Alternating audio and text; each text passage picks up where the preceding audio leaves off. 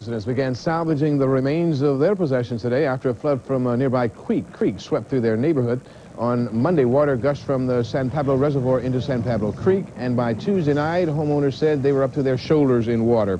The neighborhood of Giant Road and Randy Lane in West Contra Costa was still under several feet of water yesterday, but now as a difficult job of cleaning up began, many families echoed that same familiar refrain that they lacked insurance to cover their losses. Residents of Napa, who experienced some of the worst flooding earlier this week in the storm, are slowly putting their lives and homes back together. And while they're doing that, charges are now surfacing that much of Napa's misery could have been avoided. Betty Ann Bruno reports on that. The river was back within its banks today, looking its usual scenic self. But beyond those banks, the effects of the flood are all too evident. The damage toll is now estimated to exceed $60 million. 200 city employees have been pressed into the cleanup campaign. 15 other Bay Area cities have loaned Napa their crews and trucks. The state has also pitched in with 50 workers. Everything in the downtown Napa area is covered with fine brown silt.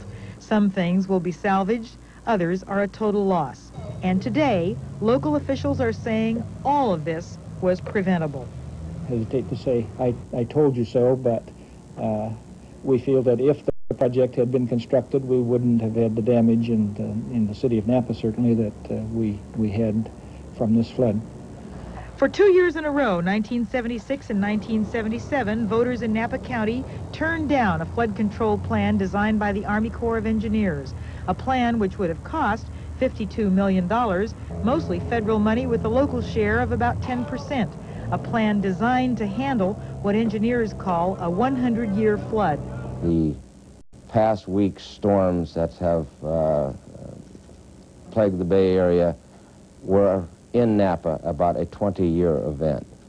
So the entire storm could have been accommodated within the design of the project, which was turned down by the people of Napa in 1976. The Napa County Taxpayers Association helped defeat the flood control plan in 1976, and today those same opponents said they'd do it again because the plan was no good. It was not going to do what the officials said it would do in town, and that was to stop flooding. We would like to see flooding stop too, and we've been taxed for the program to stop flooding. We have been taxed $4.5 million to do maintenance, preventive maintenance on this river that never took effect. Officials say voters would probably be more inclined to approve flood control projects if they understood that the terms 40-year flood and 100-year flood are merely statistical. That just because Napa had a 40-year flood this year doesn't mean it couldn't have a 100-year flood next year. In Napa, Betty Ann Bruno, KTVU, Channel 2 News. Some good news tonight for wine lovers. Despite the heavy storms and flooding, California grape growers say the wine crop will probably survive it all. Some areas in the wine country of Napa and Sonoma counties reported flooding of up to 7 feet, but officials said that the vineyards are on slopes where the water drains quickly. And just a few miles away in Calistoga, the storm left its mark, but there's a happy ending to this story, too. The mudslides left a woman trapped on Diamond Mountain Road near Calistoga, but she was rescued by an elephant from a nearby circus. Using her trunk to pick up stray logs and her feet to kick away boulders, Akili, a 5,000-pound African elephant, cleared the path for a human in distress. Well, officials in Tiburon are keeping a close eye on the sinkhole in their city, a hole in the ground that just keeps getting bigger and bigger, and as it does, it takes with it whatever it wants. That sinkhole began yesterday on Paseo Mirasol and has already taken some fences and trees. It now measures about 120 feet in diameter. The hole is more than 80 feet deep and is filling with water seeping in. The depth of the water alone is already more than 40 feet. Officials say an abandoned train tunnel runs through the area, and apparently the water-laden earth is falling through into the tunnel. There are fears for the safety of nearby houses. A little later on, our weatherman George Siegel will have the latest forecast concerning people, maybe as many as 27,000. Stan Wilson is standing by live on the phone in Marysville. He's been in the flood zone tonight. Stan, what's the latest? Well, Dave, the latest is that the flood water has apparently spread to about 2 miles south of the Yuba River. Now, the evacuations are continuing at this hour. I was just down in the flooded area. It's a very frightening situation tonight. The levee break area is near the town of Linda. That's south of Marysville. Highway routes 20 and 70 have been closed by the flooding, and that levee break is about 50 feet across tonight. It's at the fork of the Feather and Yuba Rivers. The towns of Linda is one of the towns you mentioned being evacuated tonight. About 10,000 people at least are being evacuated from that area, and also the town of Olivehurst, where another 9,000 more are being evacuated. The evacuees are being taken to Beale Air Force Base and to some shelters in Yuba City, in the town of Sutter, and at Wheatland High School. Now, the evacuation is precautionary, they're saying tonight. So far, no one has been reported injured, but one rescue worker I talked with says he's certain some more people are trapped in the flooded area, and he says it would be a miracle if everyone got out safely tonight. Now, so far, again, no injuries, but massive evacuations from the towns of Linda and Olivehurst. Yuba City and Marysville are safe tonight. And curiously, there's one other danger residents are telling me about. They say rattlesnakes are washing down from the high areas into the lowlands near that levee, and that's so far nobody injured by those rattlesnakes, but just one more thing to look out for this evening. Stan, from everything that we've heard and what you've been telling us, this is an intensive effort to get to these people and get them out quickly, a massive effort, eh? A very major effort. In fact, both officials and civilians are pitching in tonight. Civilians bringing in their private boats and cars and four-wheel drives and that sort of thing. And at this very minute, boats are being launched in the Yuba River area. They're going from house to house, door to door, looking for people, making sure everyone has gotten out safely. Stan, these people must have been taken completely by surprise. I mean, this water rushed in a very short amount of time, right? It very much by surprise. In fact, I talked earlier this evening with a woman who was, well, she was hysterical. She thought two of her children were still trapped in the flooded area, and of course, officials weren't letting her in that area to look for them. She told me she was taken completely by surprise, and so all she can do is sit and wait tonight. All right, thank you, Stan. We've been checking with some of the hospitals in the area near that levee break. We know of at least 11 people treated for problems that are related to the flooding. All of them are minor injuries, however. And one more important note. We have videotape from the town of Linden on the way here to Channel 5. We'll bring you those pictures just as soon as possible, even if we have to break into the programming following Nightcast. Wendy? Hope everyone was able to get out of their homes in time. Meanwhile, a furious battle against floodwaters in the Sacramento Delta tonight. It is already too late for hundreds of people in the town of Thornton. They were forced to evacuate when a levee broke and the waters came rushing in. Nightcast reporter Dave Bryan says others are still fighting to save what they can. Tonight, the flood-swollen McCollummy River is drowning the Delta farm town of Thornton. Having overwhelmed the levee-protecting town, by late tonight, the floodwater crept toward the center of Thornton, respecting no stop signs or barriers. Behind me is a brand new library for the town of Thornton, and as the water rises on the Delta tonight, it is the focus of frantic efforts to try to save it. As the river flowed to within a block of the library, volunteers from the California Conservation Corps loaded up sandbags and surrounded the building, bracing it for the flood. But other than the sandbagging crews, Thornton was a ghost town. More than 1,000 residents were evacuated, 120 of them spending the night in this Red Cross shelter in the nearby city of Lodi, safe and dry, but fearing the worst about their homes and their town. It's water all over now. We see this, so our home is gone. My husband didn't want to leave, so I had to call my son from Sacramento to get him out. Because he's 84, you know, he's set in his ways. Gotta have faith, you know. Until I get back and see for myself, then as far as I'm concerned, it's still there. Even as the evacuees crowded around TV sets in the shelter, anxious for any crumb of news, the water continued to rise, and friends and neighbors from outside town fled their homes, heading off into the Delta night with whatever possessions they could strap onto the car. In Thornton, Dave Bryan, Channel 5 Eyewitness News Nightcast. Governor Deukmejian has now declared 17 more counties disaster areas because of flooding or mudslides. That means 29 counties here in Northern California are now eligible for federal relief funds. The danger from mudslides still isn't over in many parts of the Bay Area. This home near Ben Lomond is still threatened tonight. So are 4 others in the area. The owners evacuated when this massive slide roared down a gully, dragging hundreds of trees with it. They say it's still moving. And even if it doesn't hit the homes, engineers say it could still wreck the foundations. The flood-ravaged town of Guerneville is slowly coming back to life. Tonight, power is coming back on in some locations, and water service is being restored. Nightcast reporter Doug Murphy was there, and he says the Russian River is still at flood stage, but it's much lower than it has been. The power was back on tonight in downtown Guerneville, and the big cleanup slowly getting underway. A foot of water being pumped from this basement, and the soggy carpeting being torn out of the 5 and dime. But nobody here is giving up. You know, do what we have to do. While the power is back on here in the downtown area, in the neighborhoods it is still dark, making the cleanup more difficult, if not impossible. Many of those people are still calling the evacuation center in Santa Rosa home. 350 are spending the night here. Some, though, have gone back and seen the damage and saved what they could. I was devastated. It's really, you know, we were warned when we were going over there what it was going to be like, but you have no idea until you go there and see the town that used to be there is all gone. 3 feet of water everywhere, mud everywhere. It's devastating. It's really, you know, it's frightening and it's sad. Tonight, for those who had returned home, the cleanup had begun. This man armed to protect his property.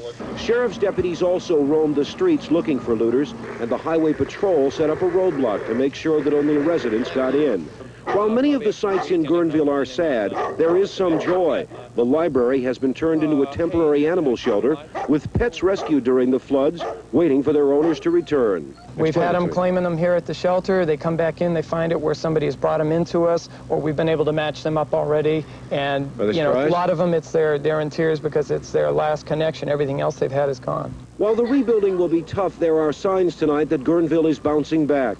The best example of the spirit of this town may be displayed at the 5 and dime. The windows here are always decorated with a seasonal theme. Tonight's new theme, the flood season. If you can't smile, you might as well die. I'm going to smile and I'm going to keep working. And tomorrow morning when people come down the street, they're going to see river window. In Guerneville, Doug Murphy, Channel 5, Eyewitness News, Nightcast.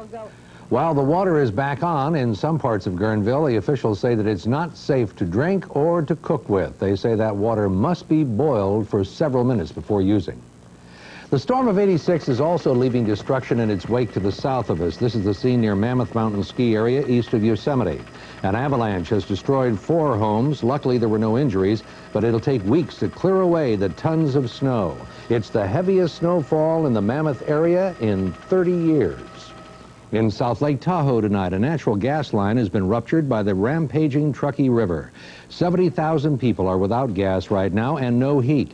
It could take several days to repair the damaged line. Some good news for thousands stranded in Reno, though. When a rock slide blocked Donner Summit, they were allowed to leave today, escorted by the Highway Patrol in a caravan along Interstate 80. In Tiburon tonight, the sinkhole is still growing, still worrying people in 2 homes nearby. It all started with the heavy rain and the runoff in the Tiburon Hills. So much water that 2 days ago an old railroad tunnel collapsed underground. Now there's a huge hole about 90 feet across. The tunnel below is acting like a drain, and the ground keeps falling down into the pit. At one point today, the sinkhole was getting about a half a foot wider every hour.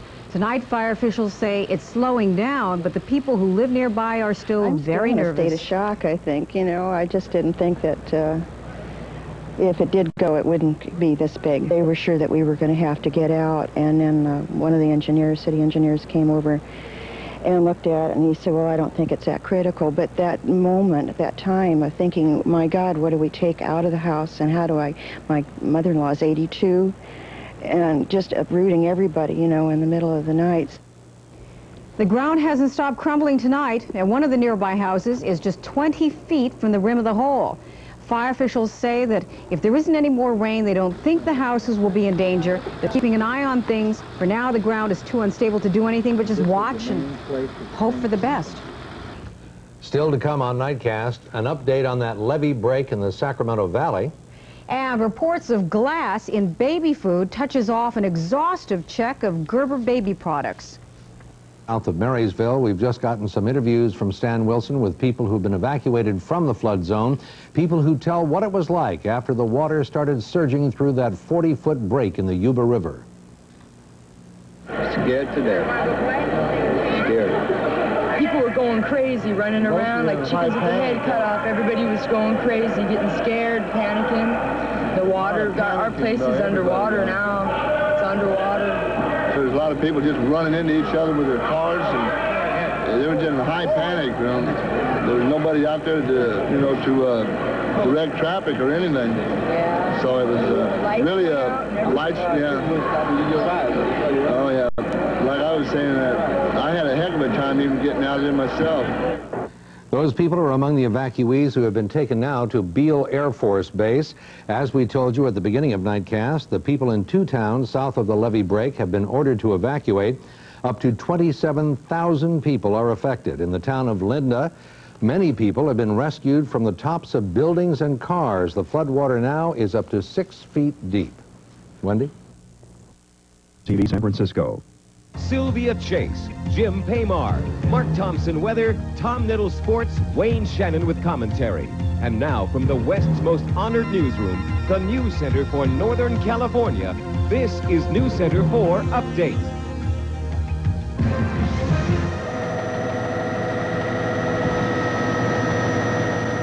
The Comanche Reservoir in San Joaquin, seen from Helicopter 4, bursting at the seams after 9 days of heavy rain, and directly in the path of the spillover, the towns and islands of the Delta, where thousands are being evacuated from the rising floodwaters. Good evening.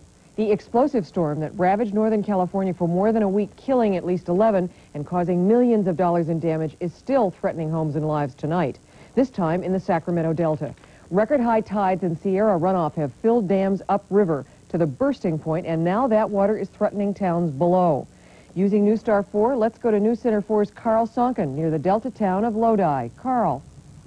Well, Sylvia, the McCollum River is behind me right here, and it is nearly overflowing tonight, and that's because of all the water that's gushing out of the Comanche Reservoir that you were talking about earlier.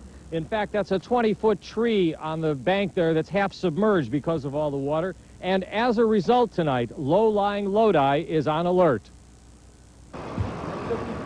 Police blocked off Rivergate, an expensive subdivision that wasn't here the last time the McCollum River flooded. 1955. But there weren't homes here, were there? No, this was an almond orchard. Neighbors put up hundreds of sandbags all around their homes, piled furniture into moving vans. They're ready to leave. The furniture upstairs. I lost a kitty cat, though. If you see a black cat, I want it back. Their backyard is the river, and normally there's no water here at all. In fact, there are 2 or 3 more steps beneath this one visible on their patio. This time of year it's empty, which is about an 18-foot hole. They've been living like this for 2 nights now, ready to leave at almost any time the river goes. It's been something that I think when you live this close to the river, you have to deal with every once in a while. Well, there is some good news tonight for the people who live in Lodi, and for that matter, anybody along the McCollum River. The time for the overflowing of the Comanche Reservoir has been set back now another 24 hours, which means that things may be stabilizing ever so slightly. Now the overflow time has been set for Saturday at 5 o'clock in the morning. Sylvia and Jim? Sounds like it might be good news then. Thanks, Carl. He's reporting live from the banks of the McCollum River. Floodwaters from the rain-swollen rivers are also causing severe damage farther to the north, near Yuba City. Tonight, a levee protecting the town of Linda from the Yuba and Feather Rivers collapsed. At this hour, National Guard helicopters have been called in to help evacuate some 20,000 residents. In the Rio Vista area of the Delta, crews are desperately trying to shore up levees tonight. Today, the town was flooded when high tides crumbled several old levees. Right now, efforts are underway to prevent tomorrow's high tides from flooding even more property. Some of the most dramatic stories of this big storm came out of the flood-ravaged Guerneville area in Sonoma County. Tonight, some of the refugees from that area have finally been allowed to return home. And as News Center 4's Lila Peterson reports tonight, many will find old friends waiting for them at the Humane Society. Thousands of animals like these have lost their homes because of the flood. A lot of generous people in Guerneville have adopted the pets until their owners come back. But the Humane Society needs more help. This is a good example. These are portable airline crates. We need as many of them as we can lay our hands on. So far, people have donated about 2 tons of dog and cat food. Already 1.5 tons of this donated hay has been given away. And tomorrow morning, more of this hay is going to be choppered out to isolated areas where there are horses with no food. Down the street, shopkeepers worked late into the night trying to clean up the mess. And that included people up at the big Safeway, which was up to its peanut butter and water 2 days ago. Earlier today, people were still coming out of the flooded areas with their frightened pets tucked under their arms, and they were still paddling across roads. Some still do not have a decent place to sleep. We don't have a dry place over here to stay. We stayed in a wet building last night. You know, I mean, our neighbors next to us, their stuff's floating out the door. Yeah, what do you guys want? Food, money, water, beer. After 5 days of chaos, at least they still have a sense of humor. In Guerneville, Lila Peterson, News Center 4. A lot of sad stories out there. Over the last year, Northern California has been incredibly generous in sending relief to disaster-stricken areas around the world, and now it's the people of Northern California who need help. Money for supplies and repairs are needed the most. You can send contributions to the Red Cross, Post Office Box 909, Burlingame, California 94010. Donations by credit card can be made by calling the Red Cross at area code 800-453-9000. And of course, you can send contributions to the Salvation Army at Post Office Box 3465, San Francisco 94119. All donations should be marked flood relief. In Napa County, a preliminary estimate of the damage is $60 million and rising. Last night, it was thought the vineyards had escaped adversity, but now it appears 20% of them were damaged. 2,500 homes have been damaged and 250 destroyed. Tonight, the cleanup is underway for thousands of families driven out by the floods, and for many of them, going home is almost as hard as being flooded out. They not only face a horrifying mess, but hidden dangers as well. News Center 4's Don Knapp was there when a Novato family began the recovery with help from the Red Cross. Richard Distraught and his in-laws knew what to expect. They'd come back to something like this once before, after the flood of '82. It's not easier the second time. Cut the whole section out here because it's all wet and it has to be replaced anyway. There'd have to be more destruction before things get better. Jim Weeder of the American Red Cross tells the flood victims their walls should be cut open along the baseboards to allow them to dry. The refrigerator started making noises and everything else, so we unplugged all the power to be on the safe side. Electrical and gas hazards are common in flooded houses. Smell for the odors of a rotten egg style odor for gas leaks. If there's any sign of water in a gas appliance, call PG&E. They'll check for safety and relight the pilot. The way you can do this is just get over into a corner to start up. Weeder says wet carpets should come up to save a wood subfloor. Besides, a house without wet carpets is livable sooner. The rest of the house should be thoroughly cleaned. Floodwaters contaminate the home. And Weeder says, take lots of photographs. It makes good documentation for insurance. As demoralizing as coming home and starting over again may seem, the Red Cross advises don't give up. Keep after the hard work, keep after the paperwork, keep good records. And when things get too complicated, the Red Cross says, call them, they'll help. In Novato, Don Knapp, News Center 4. And while the North Bay cleans up to the south, the Santa Cruz Mountains continue to slide away. Of special concern tonight, the steep canyons around the town of Ben Lomond. Last night, a huge section of a mountain ripped loose near the town, narrowly missing a home with a sleeping family inside. Tonight, officials have only minor slides to report, but geologists say the ground is so saturated, mudslides could be a problem well into the spring.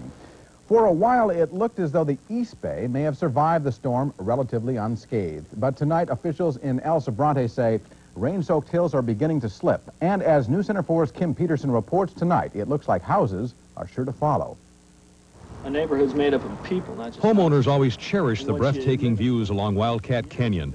But what's taking their breath away now is the sight of their land crumbling right out from under them. The way it went, man, it was kind of rough because, you know, it's all of a sudden last couple of days, you know, all of a sudden it just all went at once. You know, we only had, you know, a little bit of time to get out of there. The Schwartzes had to move out 3 days ago, and the home they've lived in all their lives is about to fall over. You can easily see why the neighbors are concerned about the potential danger. They've been watching these two cedar trees slide 40 feet downhill in the last 2 years. They used to be part of the backyard of another house, which is now nothing more than a ruined foundation, one of a dozen homes crushed by the rains 4 years ago. Would you want to buy one here? Sell it cheap. Many longtime residents have already fled, taking what little insurance money they could get when their homes were declared worthless. Yeah, it hurts. I've only lived here 5 years, and it hurt when I had to move and stuff like that, so I can imagine how they feel. Now, as the homes crumble one by one, lifelong friends can only watch their neighborhood disappear and try to start over somewhere else. In El Sobrante, Kim Peterson, News Center 4. 1,000 people in southern Yuba County is now a vast lake of floodwaters that surged through a gap in a fragile levee. To the south, 3 Delta islands are still under several feet of water, levees there having also been breached by storm-tossed floodwaters. Luck was on the side of passengers and crew of a U.S. air jet in Pennsylvania when bad weather got in the way of a routine landing. It appears political intrigue had nothing to do with the shooting death of an Auntie Marcos newspaper man. Police say his son did it. We'll have these stories on this Friday night, February 21st, 1986. Now, the Bay Area's most complete full-hour report. This is the award-winning 10 o'clock news with Dennis Richmond, Barbara Simpson, Gary Park with sports, and George Siegel with weather. Good evening, I'm Dennis Richmond. And I'm Barbara Simpson. Without the warnings of wind and rain, but quietly in the night, the biggest calamity of the great storms of '86 struck last night near Marysville, north of Sacramento. A levee holding back the Yuba River ruptured, sending millions of gallons of water rushing down on Marysville suburbs of Linda and Olivehurst. Suddenly, 25,000 people had only minutes to escape the rising water. The long night was filled with terror, heroism, and dramatic rescues. Reporter John Fowler with crew Willie Key and John Stevens was there.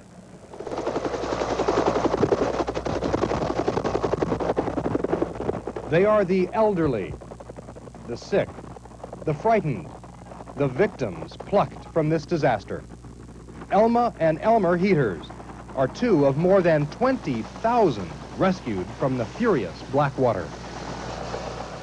Terrifying. Just water was like the ocean rolls in, and only it was just coming closer and getting higher and higher and coming faster and faster. Many literally run for their lives when, without warning, the levee lets loose, crashing the swollen Yuba River into the low-lying town of Linda near Marysville.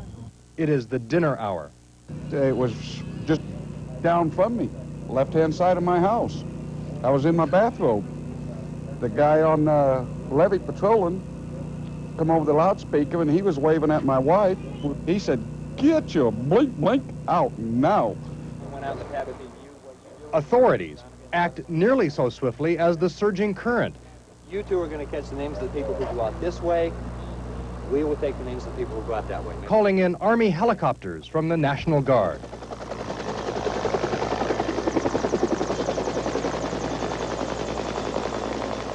We were rescued by the helicopter. You know, they saw our flashlights. They came down and they rescued us from the, from our roof. And then the water was just coming up real bad. And it's about at least 9 feet over there now. We lost everything. An order for mass evacuation sends thousands of cars choking local roads. The drive for high ground quickly becomes a stall. People panic.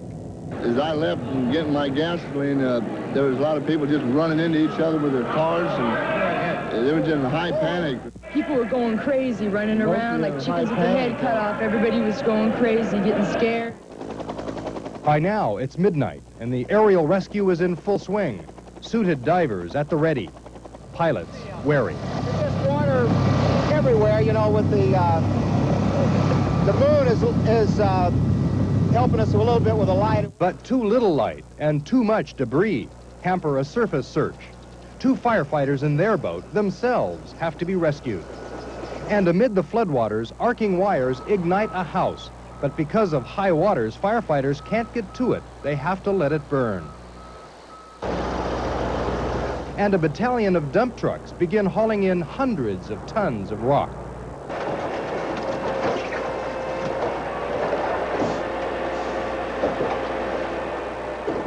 To plug the 150-foot levee break.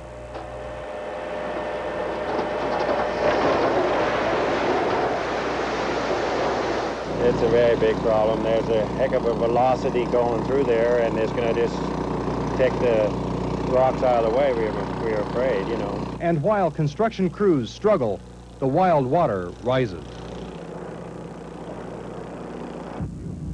It's now 4 a.m. Nearby Beale Air Force Base becomes home for almost 10,000 refugees. Few can sleep, knowing what floodwaters are doing to their homes, and in some cases to their families, as they desperately scan evacuee lists for signs of husbands, children. Me and my husband got separated. He headed for Lincoln. I headed for Beale. When I left, the lights all went out on Beale. Are you together now? No, he's in Lincoln and I'm here, but I found out he made it. Many spend the night in cars, and the dawn dares survivors to go home. They will see thousands of houses submerged. The Peachtree Mall under 10 feet of water. And a shocking gash in the barrier that once protected them. Some said this was it, that they'd be leaving for good. But for most, flooding seems to be a way of life below the levee. Near Marysville, John Fowler, KTVU, Channel 2 News.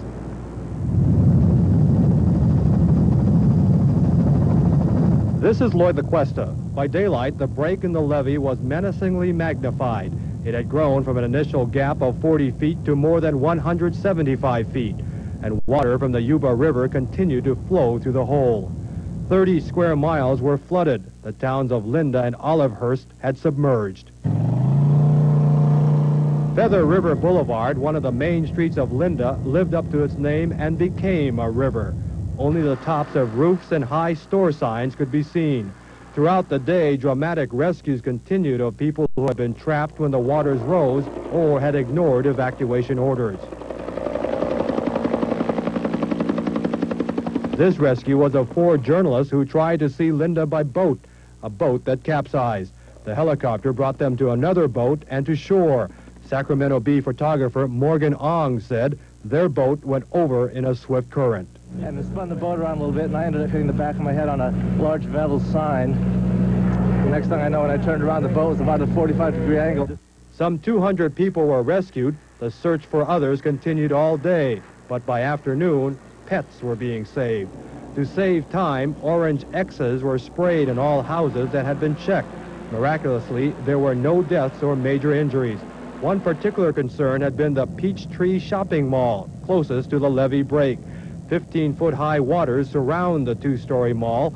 Officials feared what divers would find in the parking lots. We dove 8 cars in Highway 20 over here, right by the mall, that were on the highway that nobody knew was there about 2 hours ago, and we found nobody in them. The people have gotten out and gone somewhere.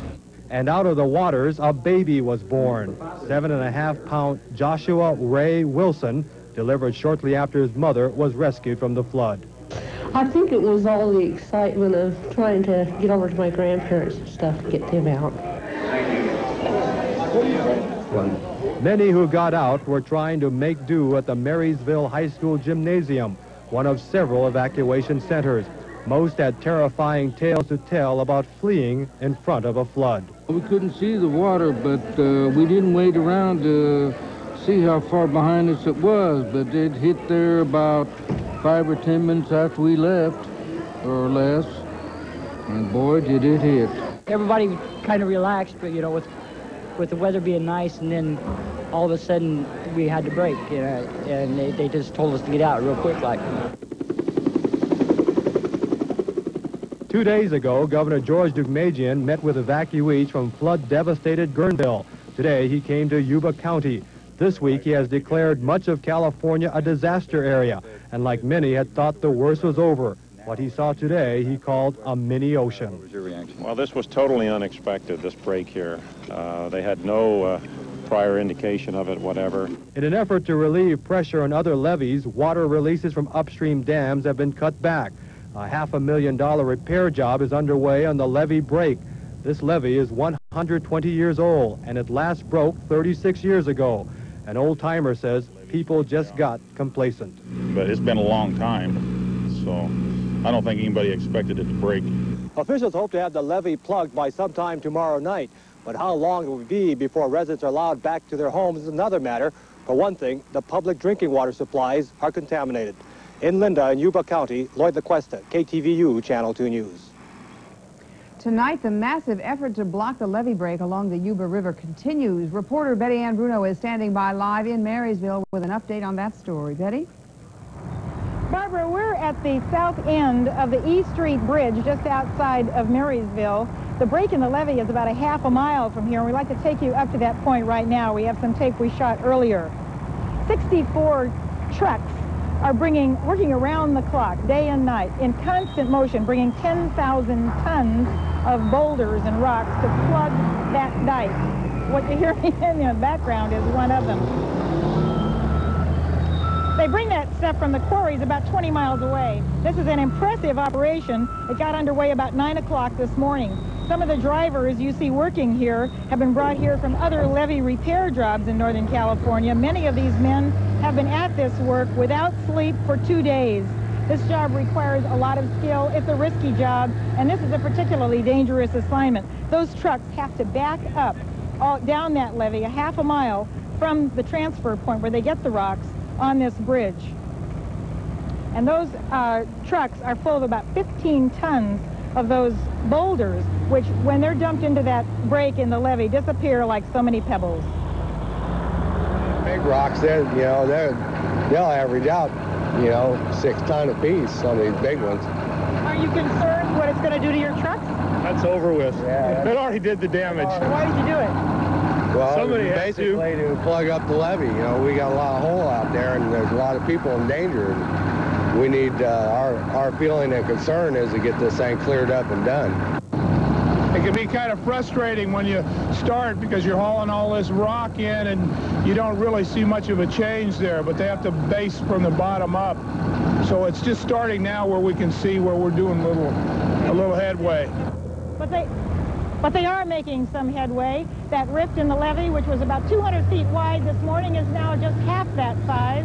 And according to the Army Corps of Engineers spokesman, unless some unforeseen problem crops up, that levee plug should be finished by 3 o'clock tomorrow afternoon. That's what's going on in Marysville. Back to you in the studio, Barbara and Dennis. Thank you, Betty. And that was Betty Ann Bruno reporting live from the Marysville flood area.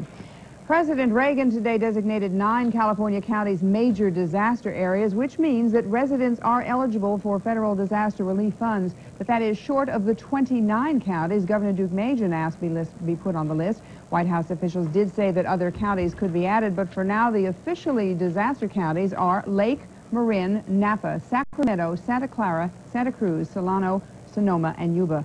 California's monetary damage could total more than $300 million. Other statistics are also sobering estimates. Mudslides numbered in the hundreds, acres flooded number in the thousands. The number of people who had to flee their homes more than 36,000. At least 17 people died. Another area where the storm has caused major concern is in the Tahoe Basin. Officials there are tonight asking people to please stay away. That's because when this flood-covered pipeline burst yesterday, sending a geyser of water into the air, it cut off all natural gas to the Tahoe Basin. Tonight, most homes and businesses not equipped with propane gas or wood-burning fireplaces are feeling the effects of the sub-freezing temperatures. 80,000 residents are affected. The big casinos are open because they have their own heating systems, but most everything else is closed with no way to cook or to keep warm. Gas company officials say when repairs are made, they'll turn gas back on in each building only if someone is there for safety reasons. They ask cabin owners to contact friends in Tahoe to help and not drive there themselves because of the bad road conditions. Those gas line repairs could take as long as a week.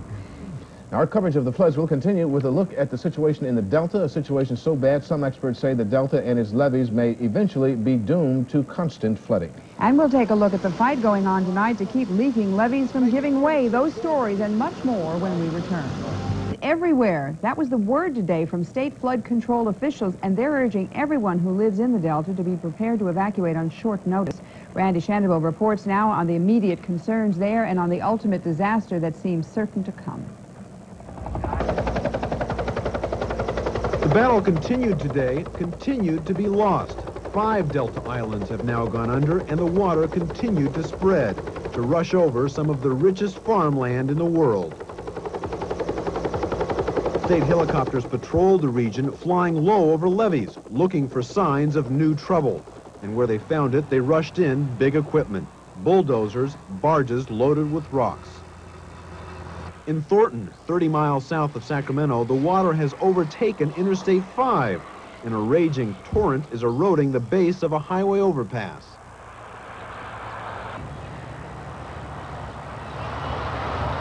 From the relative safety of another freeway overpass, some of the new homeless watched their town become a lake. I didn't think it'd be this bad. It's pretty bad. What a mess. Just thinking about all these people having to put their lives back together after it, it's just kind of crazy. California's Flood Control Center in Sacramento was frenzied today. Not only were officials dealing with the disaster near Marysville, but with the overwhelming potential for catastrophe in the